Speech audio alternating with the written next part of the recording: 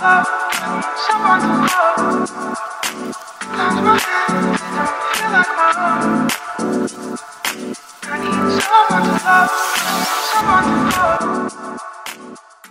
Hello Maëva. Bonjour. Donc, on ne te présente plus, sortie de l'ESCP, tu as cofondé Noise, la Blue Factory, tu sembles graviter dans l'écosystème des startups et que cela te plaît. Donc ça nous paraissait naturel de t'interviewer pour la première Blue Story.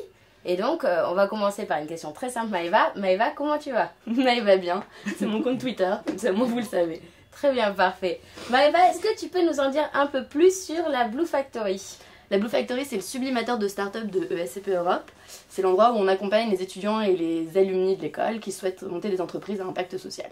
Et alors Maëva, pourquoi vous l'avez appelée la Blue Factory? La Blue Factory, ça a plusieurs significations. Déjà, on est rue des Bleuets ici, donc il y avait un petit jeu de mots et c'était historiquement le nom du sublimateur. Ensuite, il y a aussi toute la stratégie Blue Ocean, qui est l'idée d'aller créer des entreprises sur des marchés qui sont encore non adressés, qui reflétait ça. Il y a la Factory d'Andy Warhol, ce grand espace qui avait été créé à New York où il mélangeait tout plein d'artistes différents pour qu'ils travaillent ensemble. Et donc dans la Blue Factory, il y a cette idée de mélanger plein de profils différents qui vont créer ensemble des œuvres d'art. Et voilà, il y a tout un imaginaire autour du Blue et puis c'est chouette comme nom. Ouais, parfait, moi ça me va.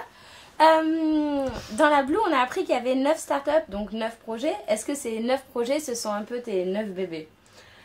C'est pas vraiment mes 9 bébés, j'aime bien les imaginer plutôt grands. L'idée du sublimateur, justement, à la différence d'un incubateur qui pourrait avoir un côté un peu cocon, où on s'occupe des petits poussins, c'est vraiment de les empowerer, de leur donner la capacité de s'auto-accélérer à terme. Donc évidemment, c'est la famille, quoi. C'est la Blue Family, justement, quand on sort de la Blue Factory, on fait partie de la Blue Family et on est des Blue Brothers. On fait toute une thématique autour de ça. Et c'est vrai qu'on passe énormément de temps ensemble et qu'il y a une logique de solidarité et un esprit 3 mousquetaires entre nous tous. Et je me sens vraiment partie prenante de la Blue Factory, pas forcément au-dessus ni en dessous, mais au milieu. Partie prenante. Okay.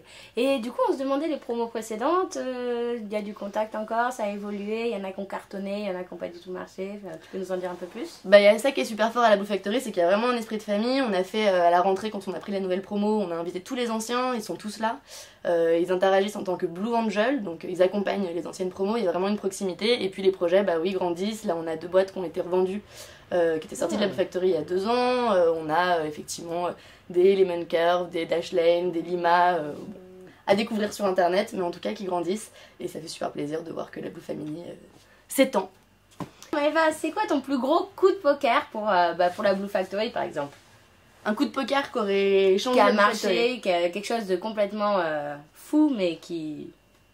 Je sais pas si c'est complètement fou, mais je dirais que quand on a dû retaper les locaux de la Blue Factory, donc on avait 200 mètres carrés ici, qu'il fallait complètement rénover à bout de bras, et le coup de poker, ça a été de faire confiance à une équipe de 5 étudiants de Camondo, qui est une école de design et d'architecture, où j'ai dû partir en voyage et leur dire ok les gars, je vous donne 500 € et vous faites ce que vous voulez dans la Blue Factory.